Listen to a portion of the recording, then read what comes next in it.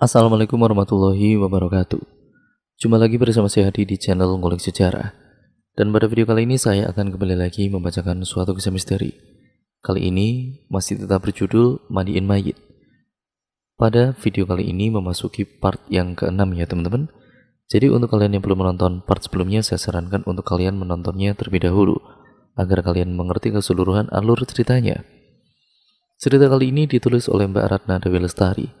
Nantinya kalian juga bisa mengunjungi thread beliau secara langsung. Linknya akan saya taruh di kolom deskripsi ya teman-teman.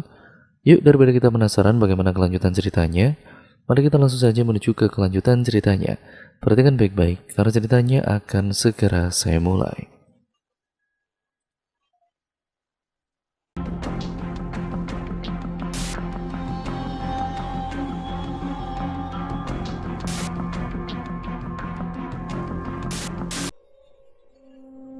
Baru saja tangan Tono akan menyentuh bahu Nunung, tiba-tiba tubuh itu berbalik dan saat itulah Tono melihat pemandangan yang sangat mengerikan. Wah! Wajah Nunung terlihat sangat pucat dengan mata yang keseluruhannya berwarna putih. Bibirnya menyunggingkan senyum lebar yang terlihat menakutkan. Nung, kamu... Mas... Tono terdiam saat mendengar suara istrinya terdengar di balik punggungnya. Mas, kamu kenapa teriak? Dada Tono bergemuruh dengan kencang. Jika yang di balik punggungnya itu adalah suara Nunung, lantas siapa wanita yang berada di hadapannya itu? Astaga, Tono sontak memutar tubuhnya saat ia merasakan tepukan di bahu sebelah kanannya. Matanya seketika melotot saat mendapati Nunung sedang menatapnya dengan heran. Kamu, Nung? Tono terbata-bata. Lah iya, ini aku, Mas. Kamu ngapain kayak orang yang ketakutan gitu? Dengan napas yang masih tersengal dan dada yang naik turun. Tono kemudian kembali menggerakkan kepalanya ke arah tempat tidurnya dan kosong. Wanita yang mirip Nunung tapi bermata putih itu telah hilang. Mas, kenapa sih? Kok jadi kayak orang linglung begitu? Nunung kemudian menggoyang-goyangkan tubuh suaminya, tapi Tono masih terdiam. Ia syok melihat penampakan tepat di depan matanya. Tanah yang ia pijak rasa bergetar. Kaki yang ia pakai untuk berdiri terasa lunglai tiada bertenaga. Tono akhirnya menjatuhkan bokongnya di pinggir ranjang dan menatap nanar ke arah jendela. Ia sama sekali tidak menatap ke arah istrinya. Rasa takut masih menggerayangi isi kepalanya. Bagaimana jika yang berada di sampingnya ini juga bukan Nunung? Masih terekam jelas bagaimana wajah wanita yang menyeringai kepadanya tadi. Wajah pucat dengan senyuman yang lebar seolah-olah sedang mengejeknya. Mas, kamu kenapa sih? Kok kayak seperti baru melihat hantu sih? Nunung yang sedari tadi mengoceh akhirnya tidak mampu menahan emosinya melihat Tono yang diam membisu. Tono menggerakkan kepalanya ke arah Nunung yang menatapnya dengan gusar. Apa Tonung? Kenapa kok berisik sekali? Tiba-tiba saja Sumini sudah berada di ambang pintu kamar Tono dan juga Nunung. Menatap khawatir ke arah Nunung, ia langsung melangkahkan kaki ke arah kamar saat mendengar suara Nunung yang terdengar lantang. Ini toh Bu, Mas Tono. Tadi kan Mas Tono teriak. Nunung masuk kamar. Mas Tono diam aja. Ditanyain juga cuma bengong Bu. Adu Nunung kepada Sumini. Wanita renta itu mengalihkan pandangan ke arah anaknya yang tampak ketakutan. Ia lalu melangkahkan kaki ke arah Tono dan duduk di samping laki-laki yang tubuhnya masih gemetar itu. Kamu itu kenapa Toton? Cerita sama ibu. Ibu pasti bisa bantu. Sumini dengan lembut mengelus bahu Tono, membuat laki-laki itu menatap ke arah ibunya dan mulai menghela nafas dalam. Tadi Bu, di sini Tono melihat Nunung sedang duduk membelakangi Tono. Tono pegang bahunya dan begitu dia memutar tubuh, mukanya Nunung itu pucat dan matanya putih keseluruhan. Jelas Tono dengan wajah masih ketakutan. Nggak mungkin mas, Nunung dari tadi itu duduk di depan teras kok. Kesel karena mas suruh Nunung nemuin Pak Ustadz. Nunung kan nggak kesurupan. Cerocos Nunung sembari melipat tangan di dada. Ya makanya Nung, kamu kan gak mungkin matanya putih semua gitu. Berarti itu makhluk halus. Jawab Tono seraya menatap kesal istrinya. Wah, kalau memang iya, kenapa mas marahnya sama Nunung? Salahin makhluknya lah. Kok malah jadi Nunung yang disalahin? Nunung mencepik tidak terima disalahkan oleh Tono. Lah iya, mungkin ini ada hubungannya sama kamu Nung. Semenjak kamu mandiin mayit, rumah jadi horor. Kamu gak usah ikut ibu lagi deh. Kamu beda sama ibu. Tono yang tersulut emosi begitu saja mengucapkan kalimat itu tanpa memperdulikan perasaan istrinya. Nunung terpaku, tidak mampu berucap apapun. Apa salahnya ia membantu memandikan mayat dan menjadi perantara arwah? Hush, jangan ngomong sembarangan Ton. Bukan salah Nunung. Bukankah memandikan mayat adalah fardu kifayah? Seharusnya kamu bangga Ton. Tidak semua orang mau menjadi pemandi mayat. Semua ini bisa dibicarakan. Kamu harus sabar. Lantang ibunya Tono berucap, tidak terima dengan ucapan anaknya itu. Nung, kamu nurut sama ibu nggih? Besok ikut ibu ke kampung sebelah. Kita ketemu sama Pak Ustadz kenalan ibu. Kita tutup mata batin kamu biar kamu gak lagi ditemui sama jin. Kamu itu jangan tertipu Nung. Biarpun dia menyerupai orang yang kita kenal, tapi belum tentu itu memang arwah si mayit. Percayalah Nung, biar tenang kamu. Begitulah saran Sumini. Nunung hanya mampu terdiam, menelaah semua ucapan mertuanya itu. Apa benar yang dikatakan mertuanya itu? Jika yang datang itu bukan Mira, melainkan jelmaan jin yang menyerupainya. Iya bu, Nunung mau kok, jawab Nunung pada akhirnya. Sumini mengangguk dan kemudian mengangkat tubuhnya. Namun sebelum ia beranjak keluar dari kamar, ia sempat mengitari kamar, menangkup kedua tangan dan dari bibirnya lirih terdengar doa. Kamar yang semula hangat perlahan kembali terasa sejuk seperti sedia kala. Udah, makhluknya sudah pergi. Kamu bisa istirahat dulu Tono. Besok antarkan Nunung ke desa sebelah. Jangan malam-malam. Takutnya nanti kalian diganggu. Pesan Sumini yang akhirnya diangguki Tono dan juga Nunung. Selepas kepergian ibunya, Tono membaringkan tubuhnya dan bergolek ke arah kiri, menghindari tatapan mata dengan Nunung. Sedang Nunung masih terlihat kesal dengan suaminya. Ia merasa disalahkan atas hal yang tidak ia lakukan. Nunung memilih untuk keluar dari kamar dan melangkah ke arah dapur dan menyeduh teh. Saat ia sedang menyeduh teh, ia mendengar suara ribut-ribut di luar. Secepat kilat Nunung berlari ke arah luar dan melihat orang berlarian. Bukan cuma Nunung, Tono dan juga Sumini pun ikut keluar dan berdiri di teras. Ada apa Toton?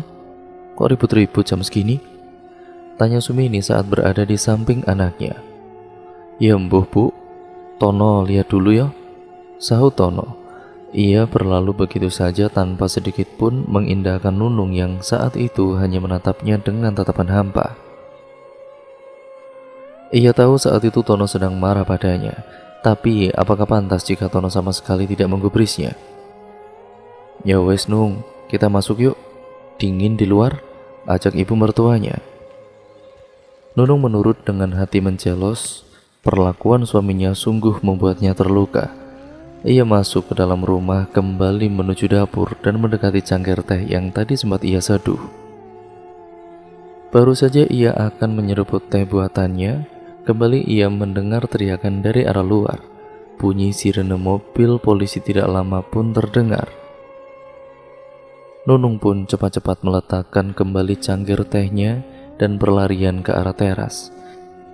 Disusul dengan ibu mertuanya yang juga lari dengan tergopoh-gopoh dari arah kamar. Mata Nunung terbelalak saat melihat suaminya berlarian ke rumahnya. Ada apa mas? Kenapa kamu lari-lari seperti itu? Tanya Nunung yang tidak dapat menyembunyikan rasa penasarannya.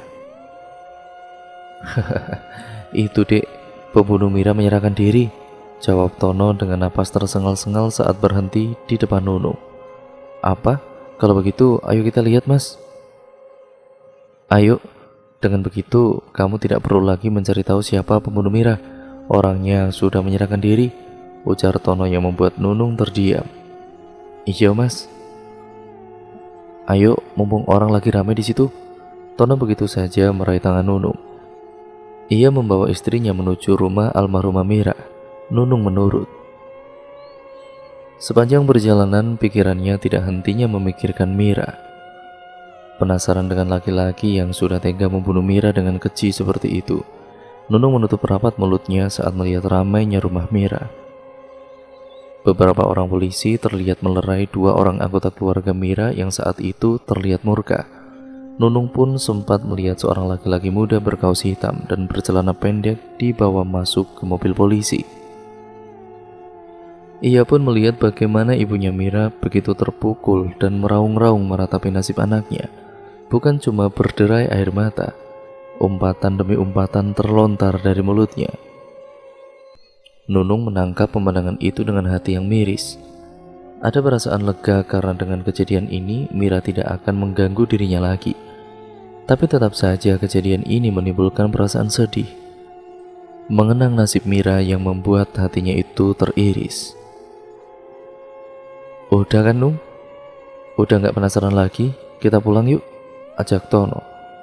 Iya mas, tapi aku gak jadi dibawa ke rumah Ustadz lagi kan mas? Tanya Nunung saat Tono kembali menggandeng tangannya. Tono menghentikan langkah dan menatap istrinya dalam. Nunung pun balik menatapnya. Kata ibu, orang yang sering bersinggungan dengan makhluk alam lain itu tandanya mendapat gangguan jin, dan itu akan terus-terusan diganggu. Mas gak mau itu terjadi sama kamu soalnya, ungkap Tono yang membuat Nunung bergeming. Nunung menelaah semua ucapan dari suaminya. Apa benar selama ini ia diganggu jin? Apa itu benar arwah penasaran yang meminta bantuannya? Kamu mau kan Nung? Kan kita cuma minta bantuan untuk tutup mata batin kamu itu, biar kamu gak lihat hal-hal aneh lagi. Tono kembali menjelaskan dengan sabar. Nunung mengangguk pelan, apalagi yang harus ia takutkan. Bukankah ini juga demi kebaikannya? Iya mas, Nunung mau kok, ucapnya dengan senyum simpulnya. Tono membalas senyuman itu tidak kalah manisnya. Tono kembali melanjutkan langkahnya, begitu juga dengan Nunung. Mereka berjalan beriringan pulang ke rumah dengan bergandengan tangan, berbaikan dan kembali mengurai tawa seperti biasanya. Sore itu juga Tono membawa Nunung ke desa sebelah karena ia tidak bisa libur dari pekerjaannya. Tono yang sudah pulang jam 5 sore menyempatkan diri untuk mengantar istrinya.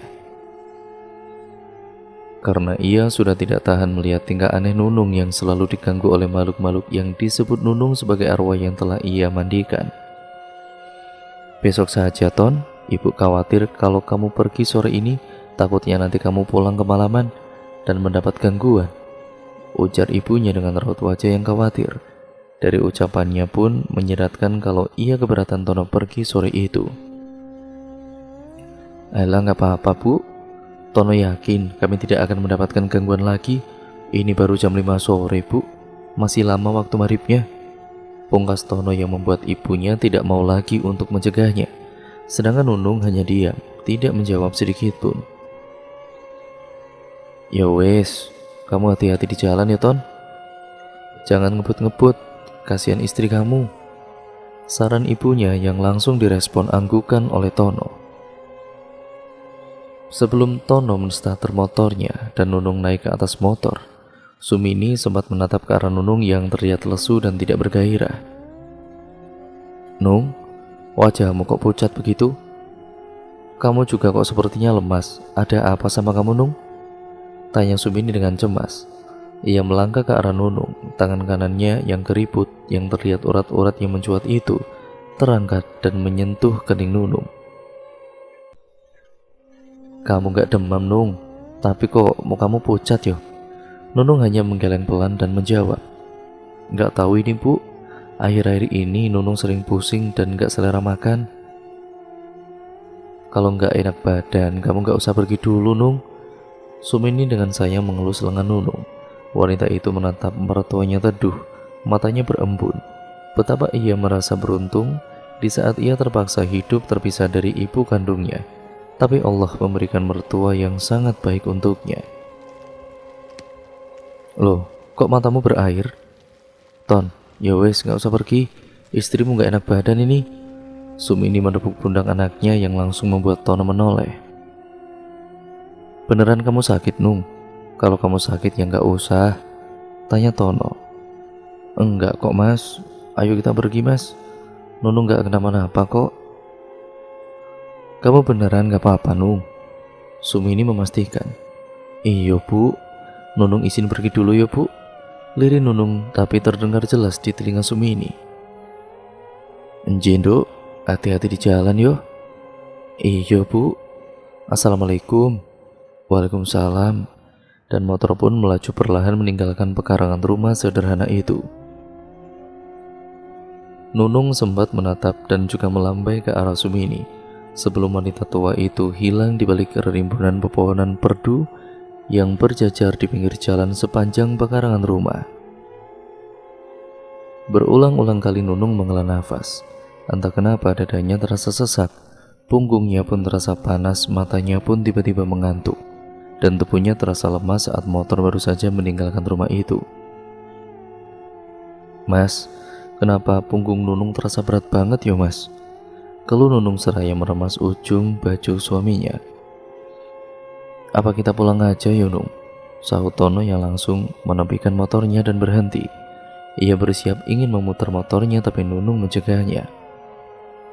Gak usah mas, ini punggung cuma bekal-bekal aja kok, jawab Nunung berusaha menutupi rasa sakitnya. Jadi ini lanjut yo? Lanjut aja mas, gak apa-apa. Tono mengangguk dan ia pun kembali melajukan motornya. Nunung yang berada di belakang kembali merasakan hal yang tidak biasa. Tolong aku, mbak, tolong aku mbak. Nunung kemudian membeliak. Jelas ia mendengar suara wanita yang ia sangat hafal itu siapa. Mbak, tolong. Nunung tetap bergeming, merasakan kuduknya semakin berat. Pegal serasa ada yang sedang menduduki punggungnya itu. Perlahan Nunung menggerakkan kepalanya ke arah spion. Matanya bergerak berusaha melihat sesuatu di punggungnya.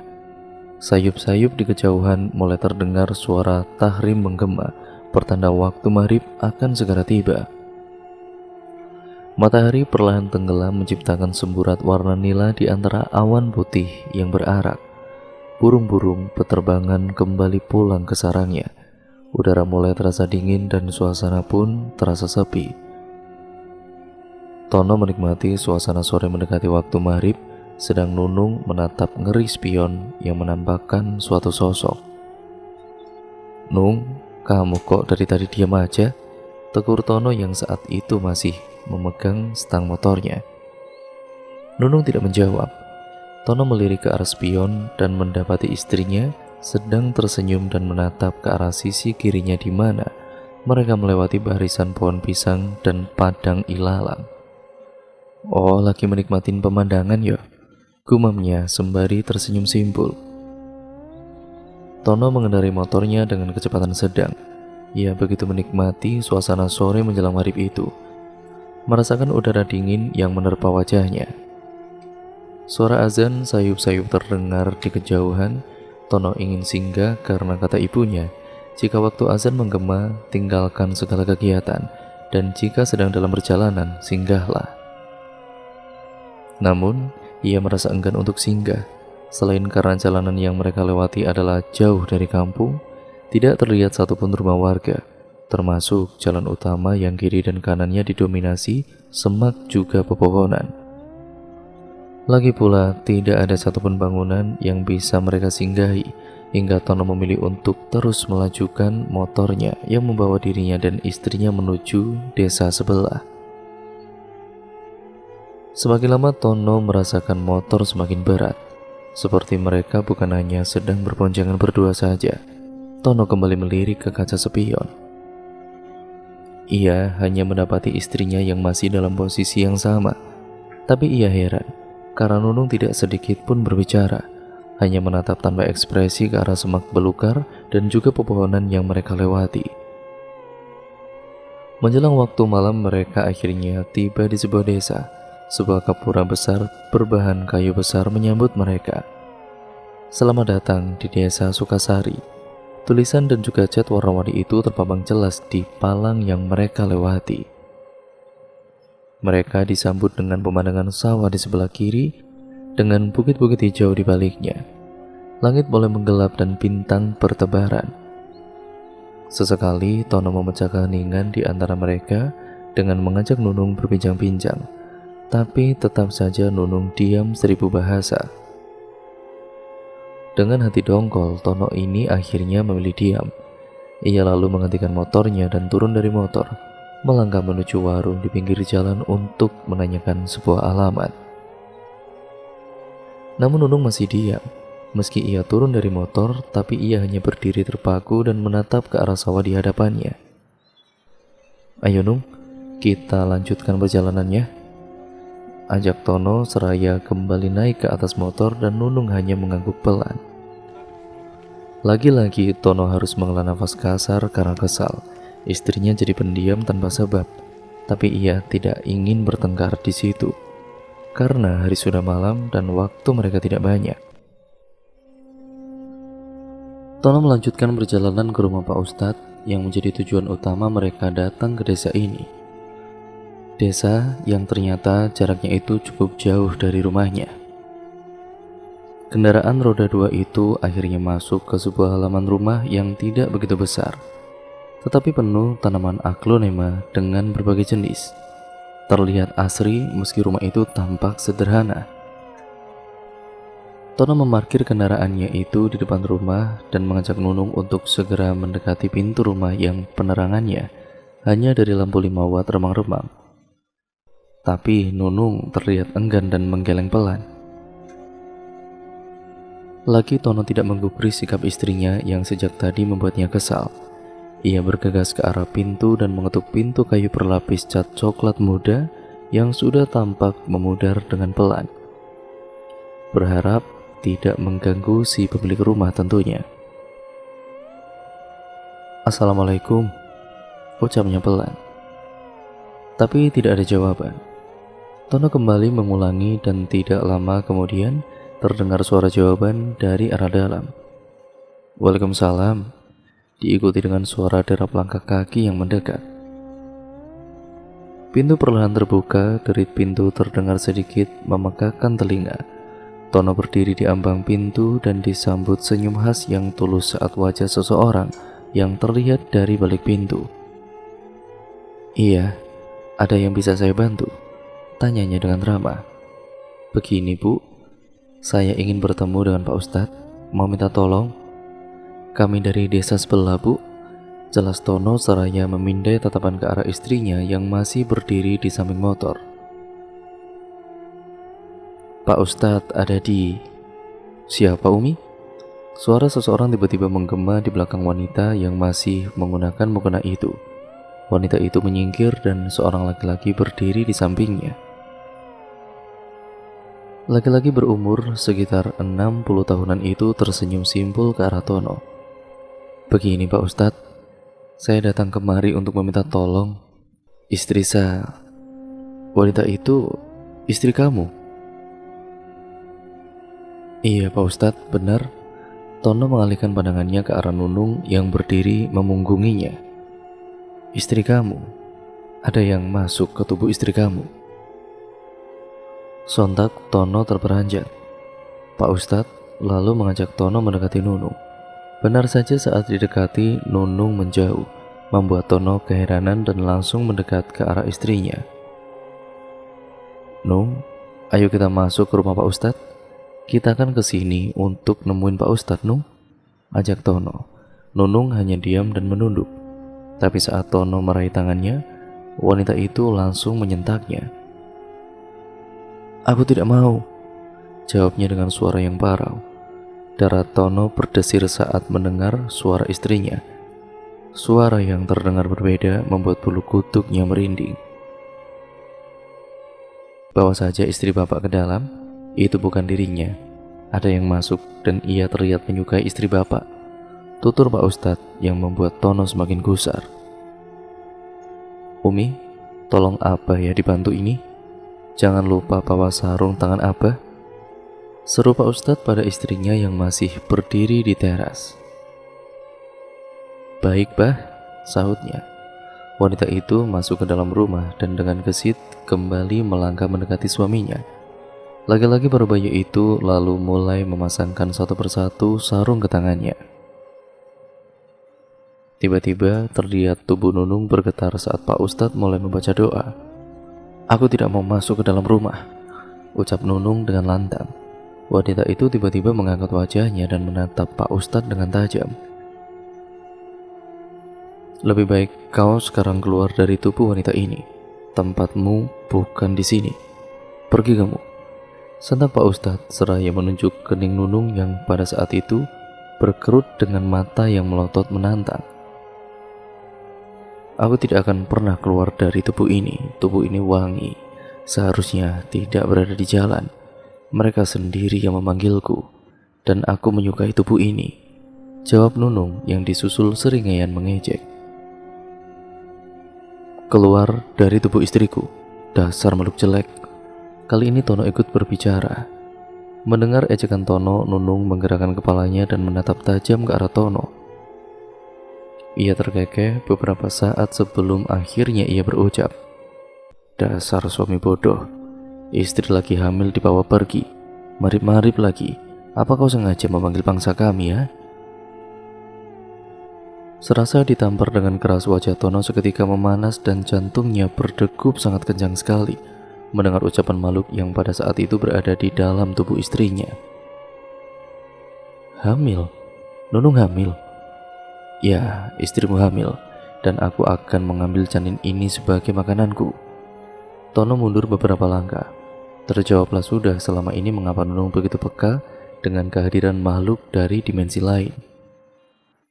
Sedang Pak Ustadz hanya tersenyum kecut melihat kelakuan makhluk yang saat itu tertawa cekikikan menatap remeh Pak Ustadz dan Tono yang saat itu berada tidak jauh darinya.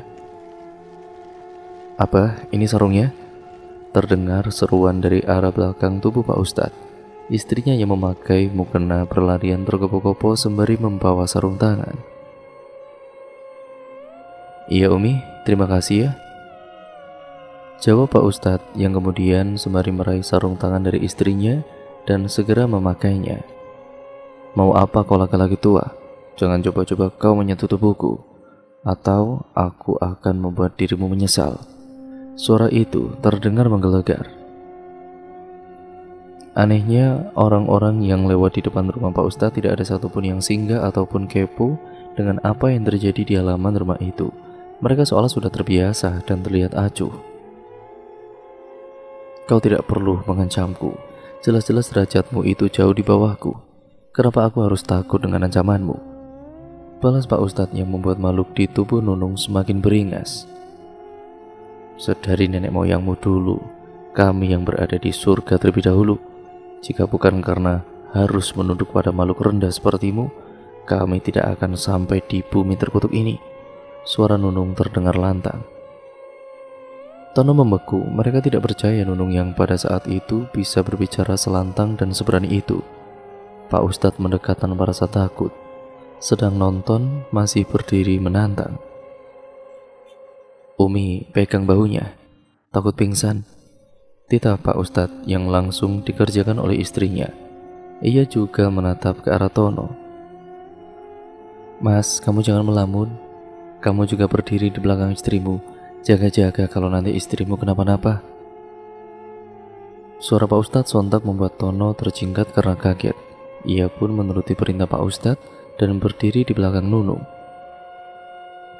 Hahaha, kau kira aku akan takut karena kalian mengepungku? Dasar bodoh, dasar manusia lemah, mainnya keroyokan. Ejek makhluk yang berada di dalam tubuh Nunung dengan tawanya yang sangat memegahkan telinga. Pak Ustadz seperti tidak menggubris ucapan makhluk itu. Ia mengangkat kedua tangannya dan kemudian menangkupkannya, seraya bibirnya mulai mengucapkan doa-doa. Bukannya takut melihat Pak Ustadz, makhluk itu seolah tertantang dan hendak bergerak mendekat. Tetapi kedua tangannya dengan sigap ditarik oleh istri Pak Ustadz hingga tubuhnya tertahan. "Hei, lepas! Sialan kau!" makinya dengan suara yang menggelegar. "Nung, tahan dirimu Nung. Istighfar Nung, sadar Nung," ucap Tono dengan suara bergetar. Ia takut terjadi sesuatu pada istrinya. Mendengar ucapan Tono, Nunung bukannya diam. Ia malah semakin berontak dan menyentak tubuh istri Ustadz yang ada di belakangnya. Tono sigap, ia pun membantu untuk mengunci tubuh Nunung hingga istrinya itu semakin sulit untuk bergerak. Sedang Pak Ustadz terlihat mengusap wajahnya dan melangkah mendekati Nunung yang meronta. Laki-laki tua itu mengacungkan tangan menunjukkan arah jidat Nunung. Mulutnya kumat kamit membaca doa. Alunan doa yang keluar dari mulut Ustadz terdengar syahdu dan menggetarkan hati. Tapi itu tidak untuk Nunung yang telah dirasuki makhluk astral saat perjalanan menuju rumah Ustadz. Tubuh Nunung bergetar, matanya melotot dan terlihat sangat marah. Giginya menimbulkan suara gemerutuk dan rahangnya bergerak-gerak. Tampak sekali wanita itu merasakan sakit di dalam tubuhnya. Hentikan ucapanmu itu, atau kau mau hidupmu hancur," pekik Nunung yang terlihat bersiap untuk menyerang Ustadz itu. "Nung, istighfar Nung, istighfar, astagfirullah." Tono susah payah meredakan amarah Nunung yang semakin menggebu-gebu. Ia seperti ulat yang tidak bisa diam, hingga tubuh Tono dan istri Ustadz terombang-ambing kiri dan kanan. Bukannya diam, suara Ustadz malah terdengar semakin lantang, membuat tubuh Nunung menggelincang dan hampir saja jatuh ke tanah. Beruntung saat itu Tono dengan sigap meraih tubuh istrinya dan menyanggah punggung Nunung sebelum akhirnya terbaring di tanah. "Ah, panas," pekik Nunung seraya menjambak rambutnya. Mata wanita itu melotot dan kakinya bergerak maju mundur karena sakit yang ia rasa. Tangannya menegang, matanya seolah hendak keluar menyorot tajam Pak Ustadz yang berjongkok seraya mendekatkan telunjuknya di kening Nunung. "Pergilah dan jangan pernah berani kembali ke tubuh ini, atau kau mau mati kepanasan dan tubuh yang sakit-sakitan," ancam Pak Ustadz yang membuat tubuh Nunung semakin bergetar. Tidak ada jawaban. Ustadz sudah terlalu sabar. Ia mengangkat tangannya seperti orang yang hendak menyabetkan pedang dan bersiap memenggal kepala. Baik, aku pergi." Tiba-tiba saja terdengar suara Nunung yang melemah. Pak Ustadz tersenyum penuh arti. Ia kemudian kembali menangkupkan kedua tangannya dan doa kembali terucap dari bibirnya. Tono hanya mampu menatap nanar istrinya yang seperti sangat kesakitan.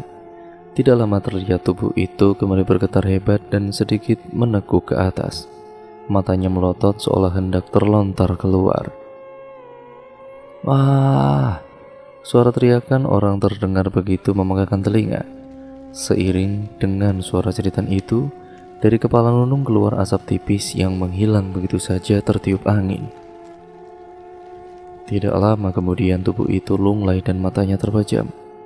Pak Ustadz lalu menyuruh Tono untuk mengangkatnya dan membawanya masuk ke dalam rumah. Tono dengan susah payah mengangkat tubuh Nunung, mengikuti langkah Pak Ustadz beriringan dengan istri Pak Ustadz. "Tenang saja Mas, istri Mas itu tidak kenapa-napa, mungkin dia cuma kelelahan saja kok." Tono menoleh ke arah istri Pak Ustadz yang saat itu melangkah di sampingnya. Ia seolah mengerti apa yang saat ini Tono pikirkan.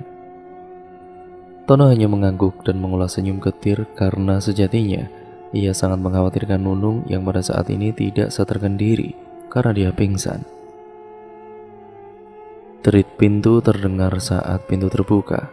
Pak Ustadz mempersilahkan Tono untuk masuk dan menyuruhnya meletakkan tubuh istrinya itu di atas ranjang kamar yang memang sudah disediakan untuk meruqyah. Namun dibiarkan terbaring dan Tono menunggu di sampingnya. Ia tidak mampu menghilangkan perasaan gusar yang saat ini sedang melanda hatinya. Insya Allah istrimu tidak kenapa-napa. Nanti kalau dia bangun, berikan ramuan ini untuknya. Ini adalah jamu racik yang kami racik sendiri dan terdiri dari bahan-bahan halal yang mampu mengusir energi negatif yang masih ada di dalam tubuh istri kamu.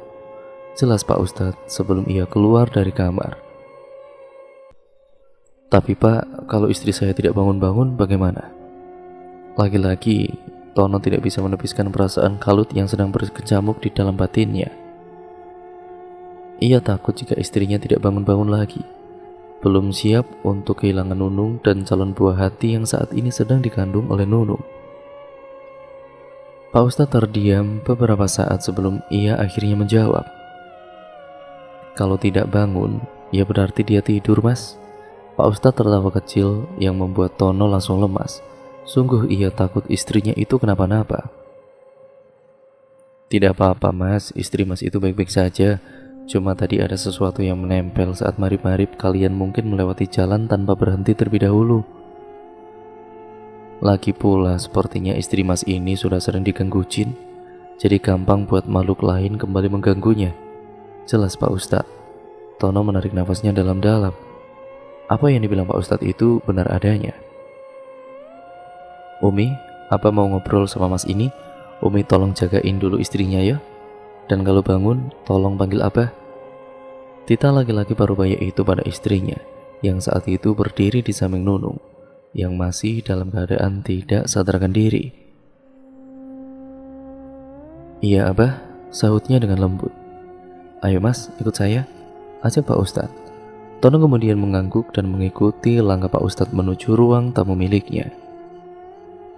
Ruangan itu terlihat sederhana tapi ternyata begitu apik. Terdapat 2 kursi panjang berbahan kayu yang saling berhadapan, yang di atasnya dilapisi oleh bantal busa bermotif bunga mawar. Silakan duduk Mas, ujar Pak Ustadz sembari menuang air putih dalam teko kecangkir keramik yang ada di atas meja. Tono menurut dan duduk di halaman Pak Ustadz. Ia menatap Pak Ustadz dengan wajah tegangnya. Mas, saya mau bertanya, sejak kapan istri Mas ini sering diganggu oleh jin? Tanya Pak Ustadz hati-hati. Begini Pak Ustadz, istri saya ini sering ditatangi arwah orang yang ia mandikan.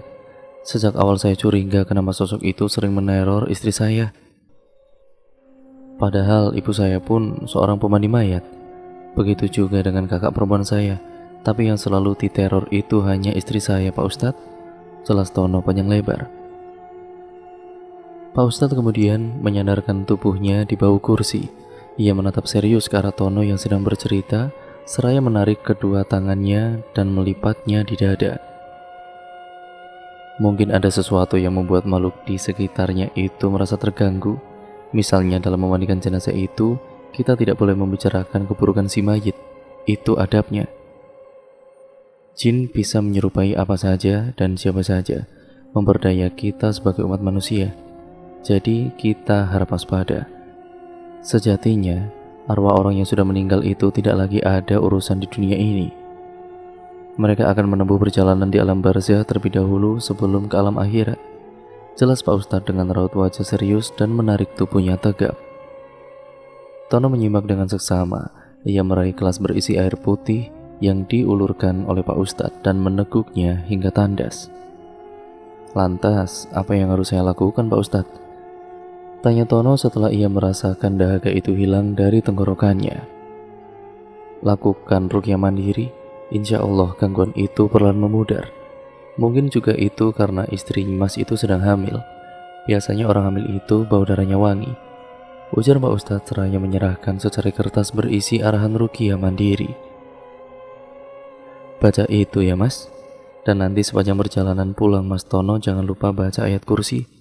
Sabung Pak Ustadz sebelum suara langkah kaki terdengar mendekat. Sontak Pak Ustadz dan juga Tono menoleh ke arah asal suara itu, di mana ternyata itu adalah suara dari langkah kaki istri Pak Ustadz yang datang mendekat. Dan cerita pun akhirnya bersambung lagi ke part yang selanjutnya ya teman-teman, yaitu part yang ke-7 nanti. Jadi untuk kalian yang penasaran bagaimana kelanjutan ceritanya, kalian harus tetap stay tune terus di channel ini ya teman-teman. Jangan lupa like, komen, dan share, serta subscribe untuk kalian yang belum. Dan nyalakan tombol lonceng notifikasinya agar kalian tidak ketinggalan video terbaru selanjutnya dari channel ini. Dan kelanjutan cerita ini tentunya. Sekian dan terima kasih ya teman-teman. Video ini saya akhiri dan kurang lebihnya mohon maaf apabila banyak salah kata ya teman-teman. Wassalamualaikum warahmatullahi wabarakatuh.